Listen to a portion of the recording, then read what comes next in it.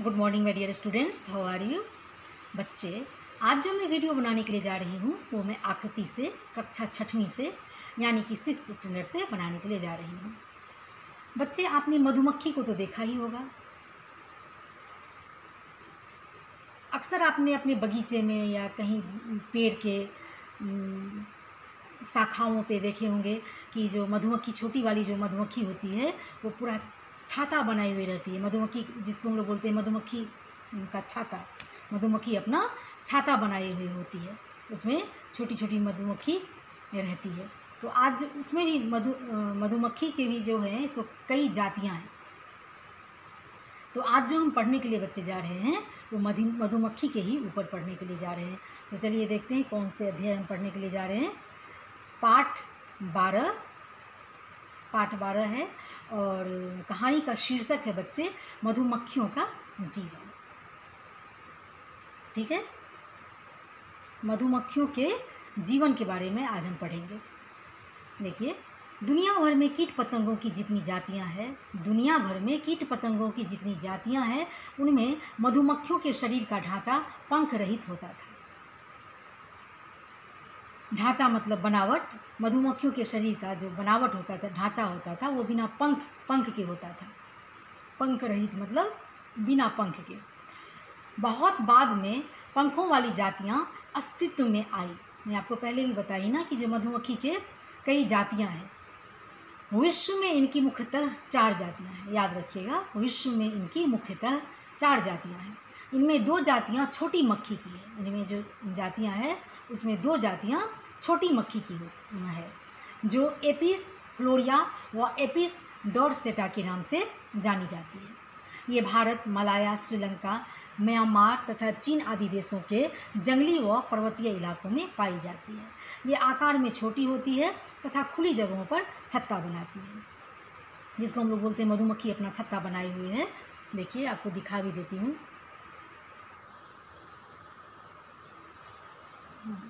एक सेकेंड। देखिए, ये मधुमक्खी पेड़ की शाखाओं पे अपनी छाता बनाई हुई है। और आप लोग भी अपने बगीचे में देखते होंगे, पेड़ के नीचे ऐसे बनाते हैं वो लोग। थोड़ा सा भी पेड़ को डुलाने से वो काट भी लेते हैं। सब एक साथ उड़ जाते हैं, सब एक साथ उड़ते हैं और एक साथ ही काटते हैं। तो आकार में छोटी होती है तथा खुली जगहों पर छत्ता बनाती है।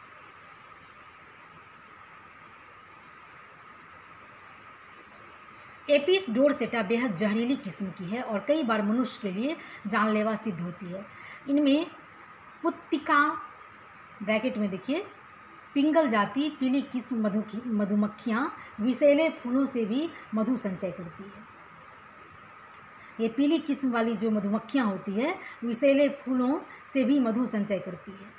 ठीक है। 2 अन्य जातियाँ एपिस सेराना और एपिस मॉलिफेरा है।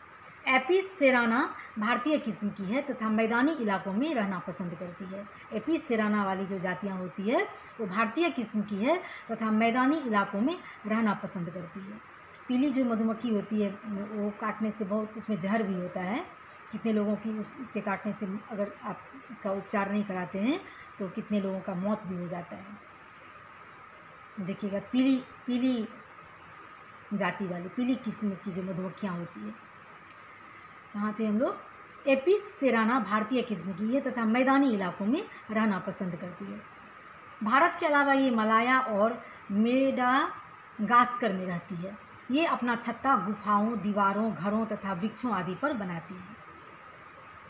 एपिस मॉलिफेरा दक्षिण एशिया में पाई जाने वाली 2 तरह की मक्खियों का मिलाजुला नाम है। एपिस मॉलिफेरा जो है वो दक्षिण एशिया में पाई जाती है। 2 तरह की मक्खियों का मिलाजुला नाम है। इन्हें एक ही जाति की संतान माना जाता है। यह जाति तमाम दुनिया में फैली हुई है। मधुमक्खियों के 3 किस्में हैं, जो मादा रानी मक्खी, मादा कामगार मक्खी व नर मक्खी के नाम से जानी जाती है। सबसे महत्वपूर्ण स्थान मादा रानी मक्खी का है। सबसे जो महत्वपूर्ण स्थान है तीनों में वो मादा रानी मक्खी का है। इसकी आयु 4-5 वर्ष होती है। इस मधुमक्खी की आयु 4-5 वर्ष होती है। कौन सी मधुमक्खी की आयु? मादा रानी मक्खी की। यह आयु भर अंडे देने का काम करती है। रानी मक्खी 1 मिनट में कई व दिन में कई बार कई हजार अंडे देने में सक्षम होती है। अंडे सेने वाले तथा ना सेने वाले 2 तरह के होते हैं। ना सेने वाले अंडे छत्ते के छेदों को बढ़ाने में सहायक होते हैं। ना सेने वाले अंडे जो होते हैं वो छत्ते के छेदों को, आप देखिएगा छत्ते में छेद होते हैं, मधुमक्खी के छत्तों में बहुत सारे छेद होते हैं। तो ना सेने वाले अंडे छत्तों के छेदों को बढ़ाने में सहायक होते हैं। वो छत्ते के छेदों को बढ़ाने का काम करते हैं। जबकि सेने वाले अंडे से मक्खियाँ पैदा होती हैं। जबकि सेने वाले अंडे से मक्खियाँ पैदा होती है। अंडे में से जो बच्चे निकलते हैं उनमें कई रानियाँ भी होती हैं। उसी अंडे में से जो बच्चे निकलते हैं उनमें कई रानियाँ भी होती है। बड़ी रानी इन्हें मारने का यत्न भी करती है ताकि ये उसकी बराबर ना कर सके। बड़ी रानी इन्हें मारने का यत्न भी करती है ताकि ये उसकी बराबरी ना कर सके, उससे वो जलती है। किंतु कामगार मक्खियाँ इन कुंवारी रानी मक्खियों को बड़ी सेवा करती है। जो कामगार मक्खियाँ होती है इन कुंवारी रानी मक्खियों की बड़ी सेवा करती है और इन्हें पौष्टिक भोजन उपलब्ध करवाती है। कुंवारी रानी मक्खी युवावस्था में छत्ते से बाहर निकलकर एक विशेष आवाज़ निकालती है। कुंवारी रानी मक्खी जो होती है युवा अवस्था में छत्ते से बाहर निकलकर एक विशेष आवाज़ निकालती है। अन्य कुंवारी रानी मक्खियाँ भी बाहर आ जाती है। तब इनकी आपस में लड़ाई होती है। जो जीतती है वही जीवित रहती है। छत्ते में सबसे अधिक संख्या मादा कामगार मजदूर मक्खियों की होती है। मादा कामगार मजदूर मक्खियों की होती है। ये अंडे नहीं देती। छत्ते का तमाम कार्य इन्हीं के जिम्मे होता है। एक छत्ते में ये कई हजार होती है। एक छत्ते में ये कई हजार होती है। छत्ता बनाने के बाद शहद एकत्र करने के अलावा ये रानी मक्खी की ज़रूरतों का ध्यान भी रखती है। उसे साफ करती है, उसकी मालिश करती है और बढ़िया से बढ़िया खाना मुहैया करवाती है।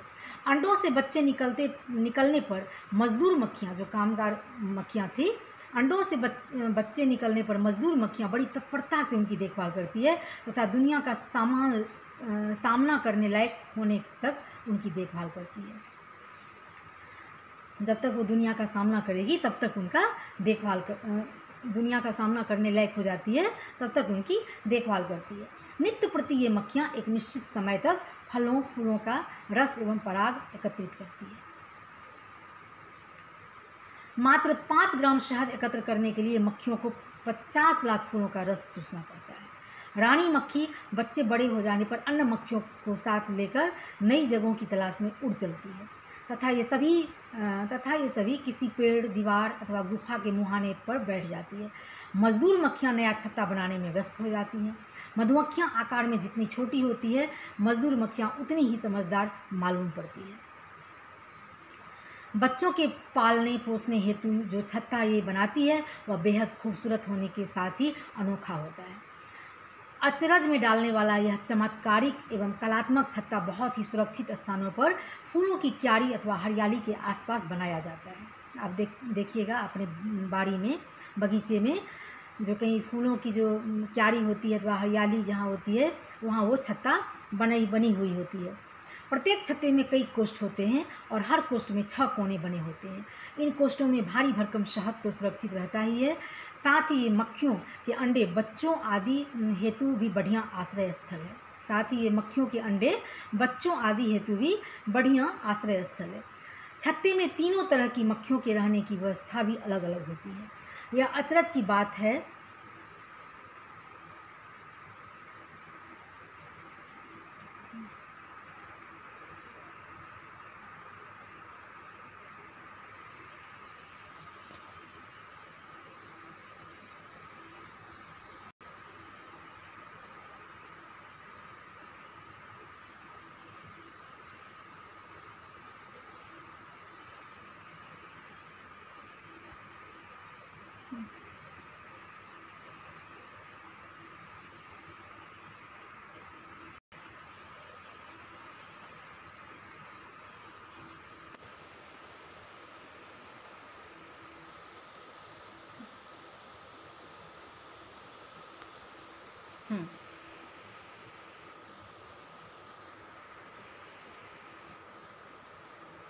यहाँ पे हम लोग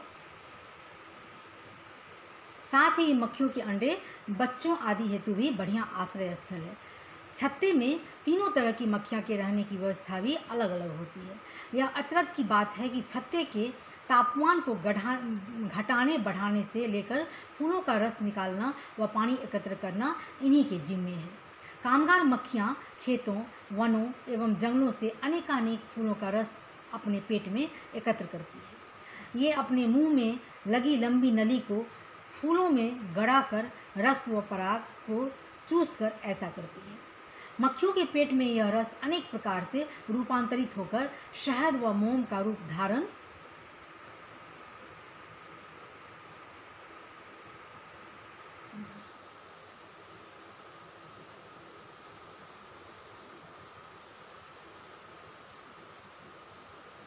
कहाँ थे हम लोग?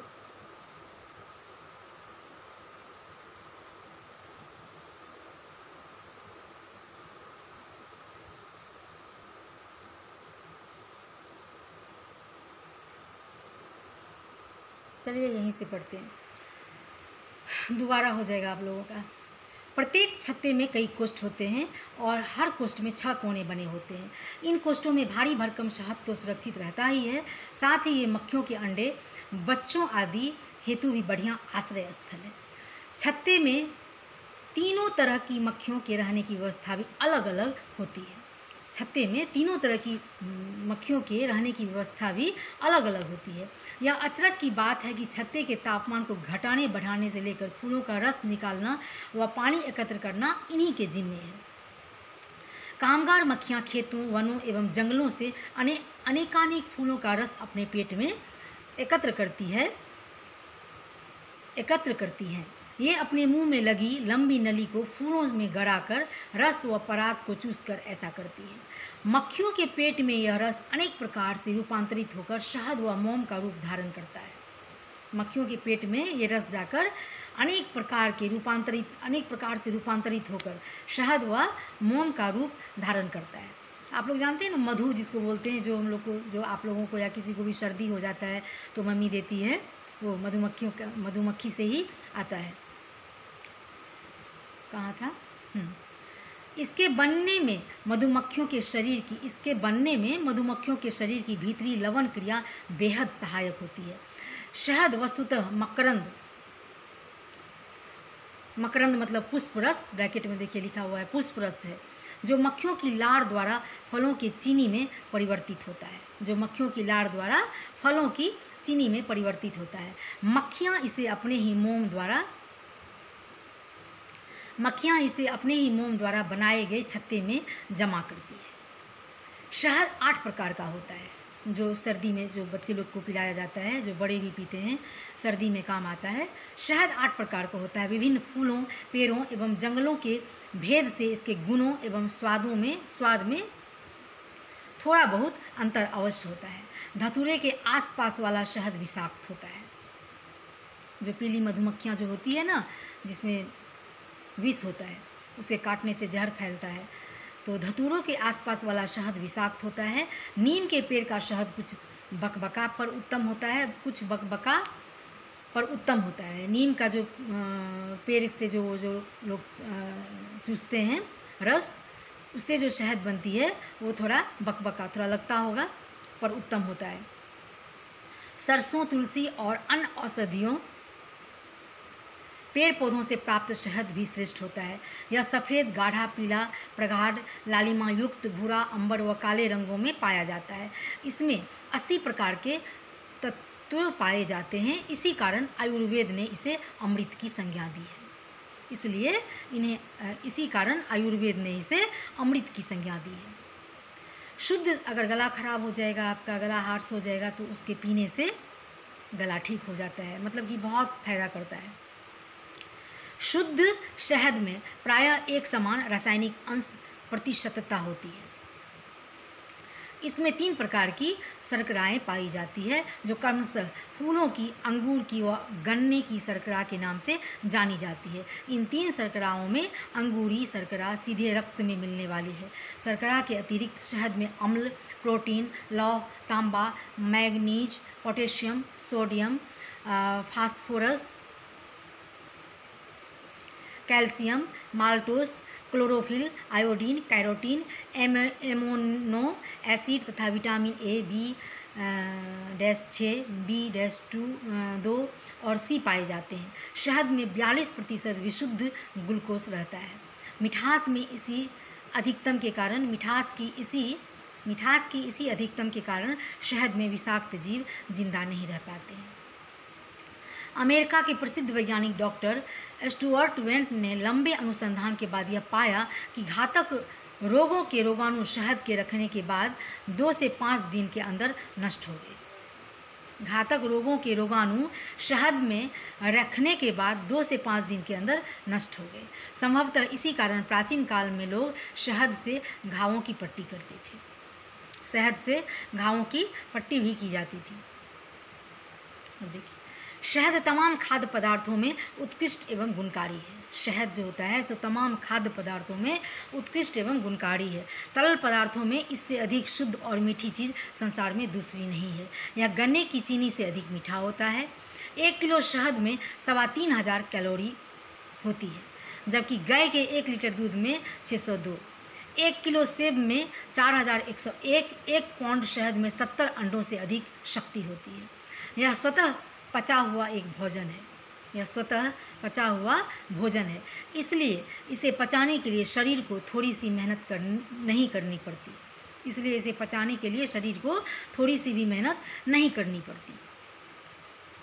जीभ पर रखते ही यह रक्त के साथ घुलना शुरू हो जाता है। तो बच्चे, आज जो हम पढ़े वो मधुमक्खियों के ऊपर पढ़े। मधुमक्खी के कितनी जातियां हैं? तो मधुमक्खी की कितनी जातियां पढ़े थे? मधुमक्खी की 4 जातियां हैं। सबके अलग अलग प्रकार हैं, सबके अलग अलग गुण हैं। ठीक है, कोई विषाक्त मधुमक्खियां होती है, किसी के काटने से कुछ भी नहीं होता है। ऐसे अभी चलिए देखिए, थोड़ा शब्दार्थ पढ़ लीजिए। एकत्र मतलब इकट्ठा करना, जमा करना। छत्ता मतलब मधुमक्खी का रहने का स्थान। कोष्ठ मतलब घर का भीतरी भाग, कोष्ठा, जो घर के जो अंदर का जो भाग होता है उसी को कोष्ठ बोलते हैं। वृद्धि मतलब बढ़ना। ठीक है, अब देखिए, जो पढ़े हैं वही प्रश्न आएगा, जो आप पढ़िएगा उसी से प्रश्न आएगा। प्राचीन काल में लोग शहद से घावों की पट्टी क्यों करते थे? शहद से घावों की पट्टी इसलिए करते थे कि वो जल्दी उससे ठीक हो जाते थे। नीम के पेड़ का शहद कैसा होता है, थोड़ा बकबका अभी पढ़े थे। जो आप पढ़ेंगे वही प्रश्न आएगा। तो आप भी अगर पढ़ करके प्रश्न कर सकते हैं तो बहुत काफ़ी अच्छा है, लेकिन आप लोग नहीं करते हैं।